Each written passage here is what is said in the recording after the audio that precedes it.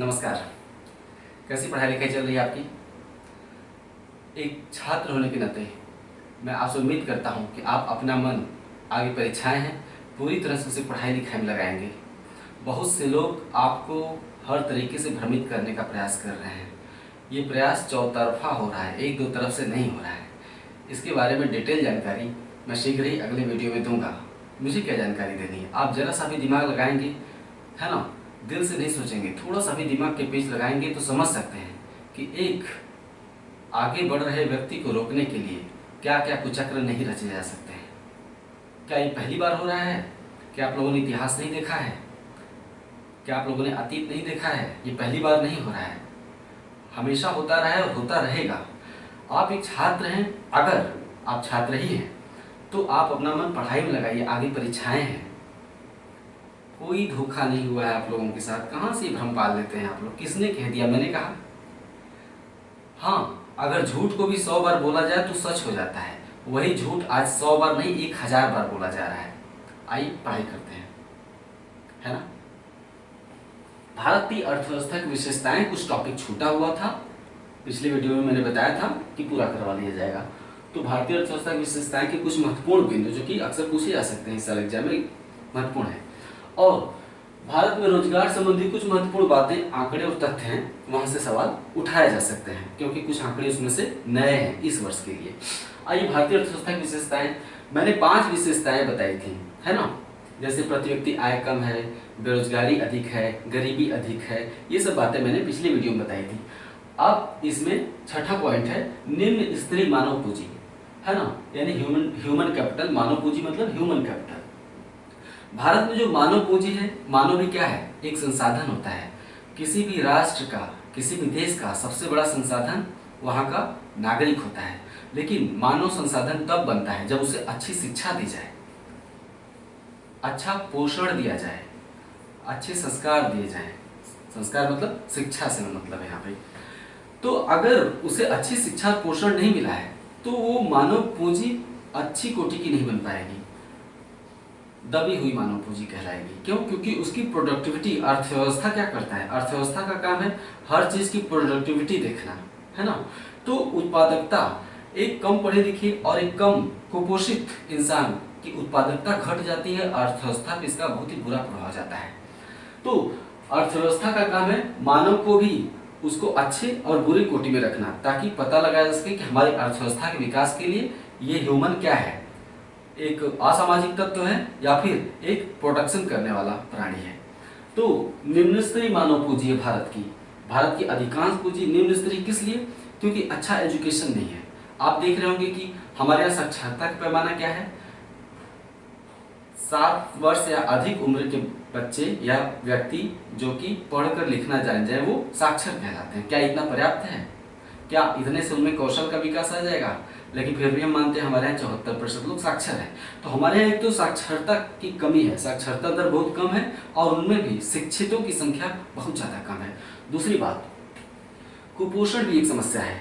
हमारे यहाँ गरीबी अधिक होने के चलते, हालांकि कुपोषण केवल गरीबी से संबंध नहीं होती, अधिक खाने वाले भी कुपोषित हो सकते हैं, लेकिन ये कॉन्सेप्ट है, समझिएगा इसको।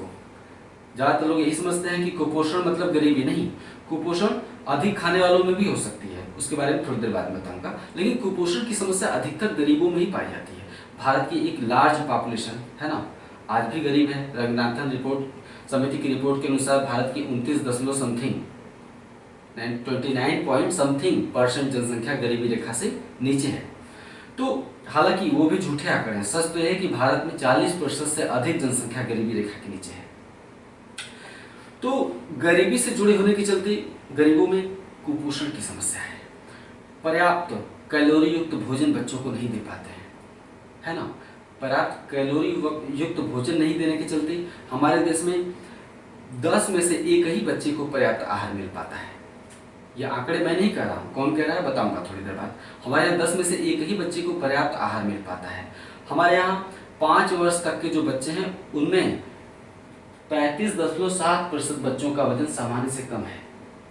भारत में 5 वर्ष तक की उम्र के 35.7% बच्चों का वजन सामान्य से कम है। कम वजन के हैं, मतलब पर्याप्त कैलोरी नहीं ले पाते हैं।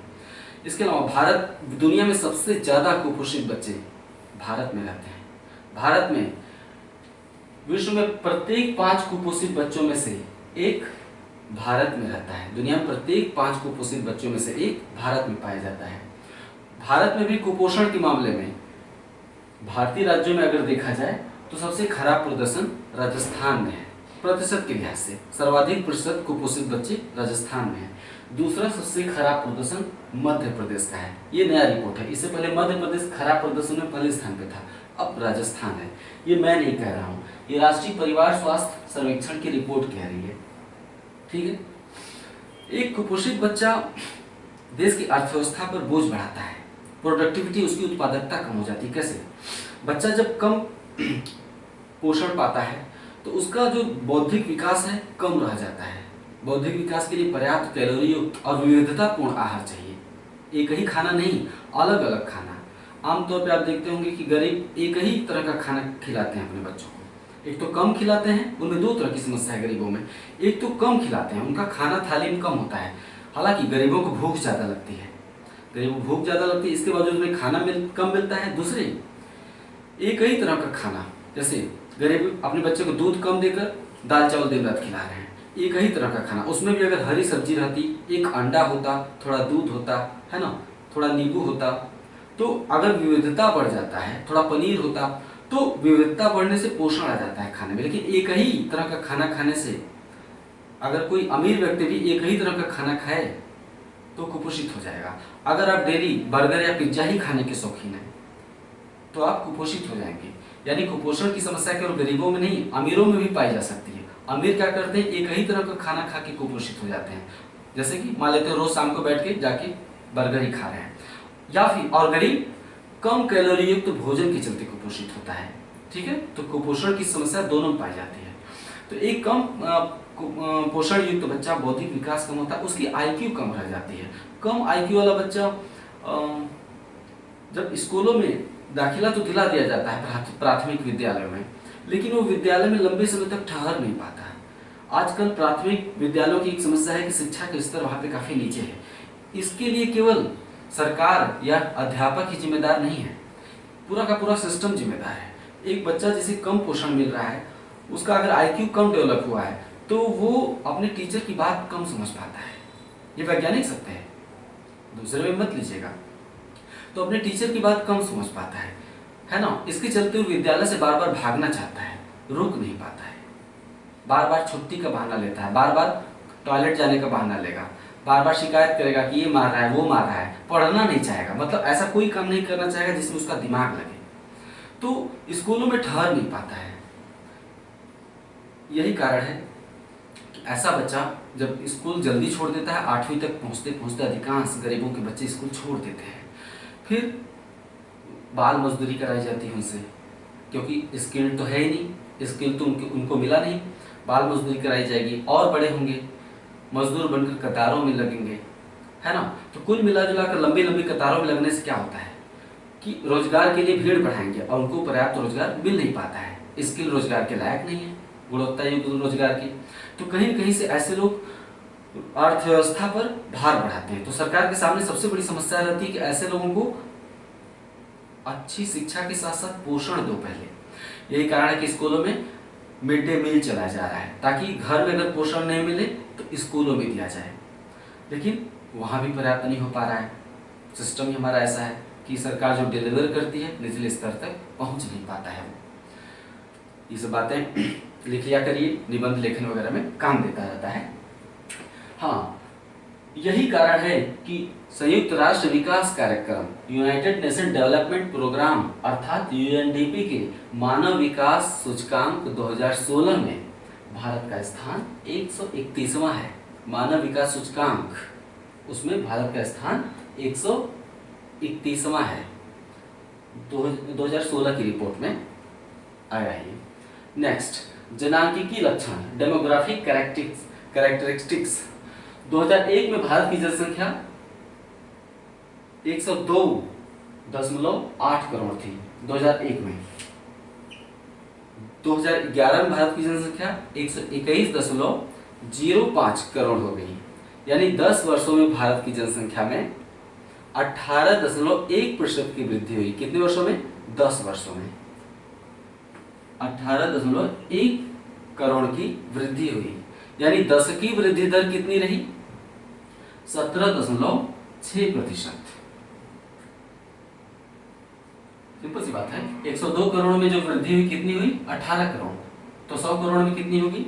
18 करोड़ से थोड़ा सा कम, है ना? प्रतिशत मुझसे निकालेंगे। 102 करोड़ में 18% लगभग, तो 100 करोड़ में 17.64% पे आके रुकेगा।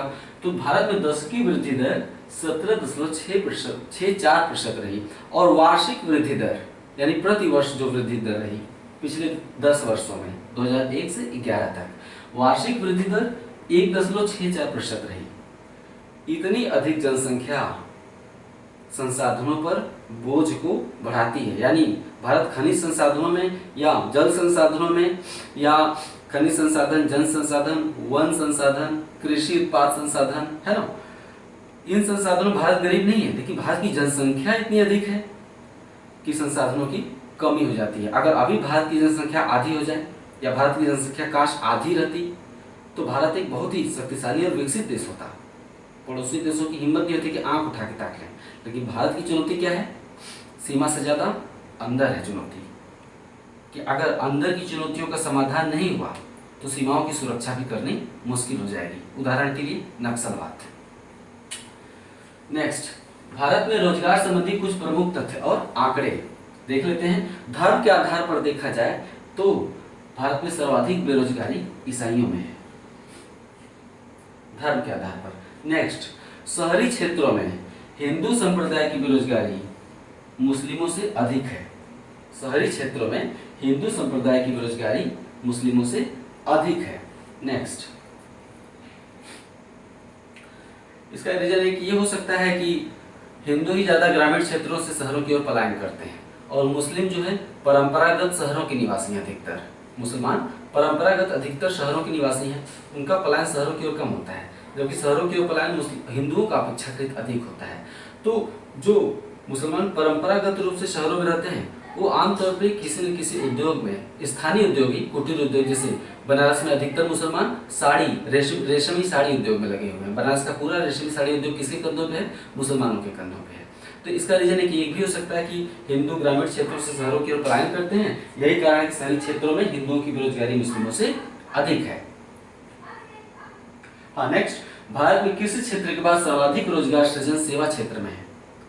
ध्यान दीजिएगा, उल्टा ही चलता है। अच्छा बताइए, जीडीपी में सर्वाधिक योगदान किस क्षेत्र का है? सेवा क्षेत्र का है। दूसरा सबसे ज्यादा योगदान विनिर्माण यानी उद्योग क्षेत्र का है। तीसरा सबसे ज्यादा योगदान कृषि क्षेत्र का है। इसके पहले सारे आंकड़े लिखवा चुका हूं।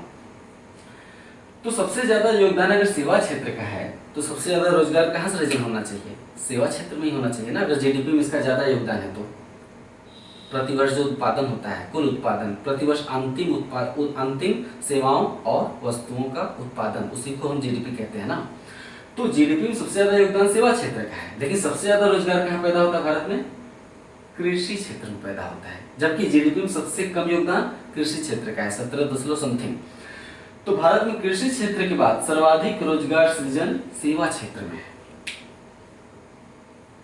यानी दूसरे स्थान पर है रोजगार सृजन, रोजगार प्रोडक्शन के मामले में सबसे ज्यादा योगदान कृषि का, फिर सेवा क्षेत्र का। अब एक और चौंकाने वाला आंकड़ा, सेवा क्षेत्र के बाद जीडीपी में दूसरा सर्वाधिक योगदान करने के बावजूद, सेवा क्षेत्र के बाद जीडीपी में दूसरा सर्वाधिक योगदान किस क्षेत्र का है? विनिर्माण सेक्टर का है, उद्योग क्षेत्र का। तो जीडीपी में दूसरा सर्वाधिक योगदान करने के बावजूद विनिर्माण क्षेत्र की कुल रोजगार में हिस्सेदारी तीसरे स्थान पर है, यानी सबसे ज्यादा रोजगार सृजन कृषि क्षेत्र में, नंबर 1, ठीक है। उसके बाद दूसरा सबसे ज्यादा रोजगार सृजन सेवा क्षेत्र में, और तीसरा सबसे ज्यादा रोजगार सृजन विनिर्माण यानी उद्योग क्षेत्र में। जबकि जीडीपी में दूसरा सर्वाधिक योगदान करने के बावजूद विनिर्माण क्षेत्र की कुल रोजगार में हिस्सेदारी तीसरे स्थान पर आ गई है। कृषि के पहले स्थान पर, सेवा के दूसरे और विनिर्माण के तीसरे स्थान पर। महत्वपूर्ण है, इसे समझिएगा। नेक्स्ट, भारत में रोजगार गारंटी स्कीम प्रारंभ करने वाला भारत का पहला राज्य महाराष्ट्र है। आप गूगल में सर्च करके बताइएगा कि महाराष्ट्र रोजगार गारंटी स्कीम कब प्रारंभ की गई थी, जरा कमेंट करिएगा। तो रोजगार गारंटी स्कीम भारत में सबसे पहले महाराष्ट्र में प्रारंभ की गई थी। इसी तरह याद आया तो बोल दूं कि मिड डे मील स्कीम सबसे पहले तमिलनाडु राज्य में प्रारंभ की गई थी, शायद 1971 या 72 की बात है कि मिड डे मील स्कीम सबसे पहले तमिलनाडु में। अखिल भारतीय स्तर पर तो 15 अगस्त 1995 में मिड डे मील प्रारंभ हुआ था, मिड डे मील है ना, 15 अगस्त 1995। लेकिन राज्यों में मिड डे मील सबसे पहले तमिलनाडु राज्य में 1971-72 में प्रारंभ हुआ था। उसी तरह रोजगार गारंटी स्कीम करने वाला पहला राज्य भारत का महाराष्ट्र है। हाँ, भारत की कुल जनसंख्या में, भारत की टोटल पॉपुलेशन में वर्किंग पॉपुलेशन यानी कार्यशील जनसंख्या का योगदान या हिस्सेदारी या अनुपात 39% है, 39%। कुल जनसंख्या में कार्यशील जनसंख्या का अनुपात 39% है, यानी कि कितने बचे, 69% नहीं 61%। 61% पॉपुलेशन कार्यशील नहीं है। ये कौन है? या तो 15 वर्ष तक के बच्चे या 60 वर्ष से 59 वर्ष से अधिक वर्ष के बुजुर्ग लोग, है ना। तो एक तरह से अर्थव्यवस्था पर भार बढ़ाते हैं क्योंकि निर्भर होते हैं, उपभोग अधिक करते हैं और प्रोडक्शन कुछ नहीं। तो ये हो गया महत्वपूर्ण रोजगार से संबंधित आंकड़े, भारतीय अर्थव्यवस्था की विशेषताएं। इसके बाद अगला अध्याय होगा भारत में गरीबी। रोजगार समाप्त, इसके बाद भारत में गरीबी पढ़ेंगे। गरीबी चैप्टर से हमेशा सवाल पूछे जाते हैं, काफी रुचिकर और महत्वपूर्ण वहां से उस अध्याय को माना जाता है क्योंकि वहां से अक्सर सवाल पूछे जाते हैं। तो अगले अध्याय में मिलते हैं भारत में गरीबी, मतलब गरीबी माप और समस्याएं। गरीबी की माप के जो आधार हैं बहुत ज़्यादा उसमें समस्या है। भारत आज तक गरीबी का माप ही नहीं सही ढंग से कर पाया, कोई फार्मूला ही निकल पाया कि किसको गरीब माने किसको नहीं माने। बहुत सारी समितियां गठित की गई, बहुत सारी योजना आयोग की रिपोर्ट है, लेकिन एक निश्चित मापदंड अभी तक निश्चित नहीं हुआ है कि कौन गरीब है, यानी सरकार अभी तक गरीबों को ही नहीं पहचान पाई है। इसमें भी बड़ा विवाद है। तो गरीबी की माप, समस्याएं और संबंधित आंकड़ों का हम अध्ययन करेंगे अगले वीडियो में। नमस्कार।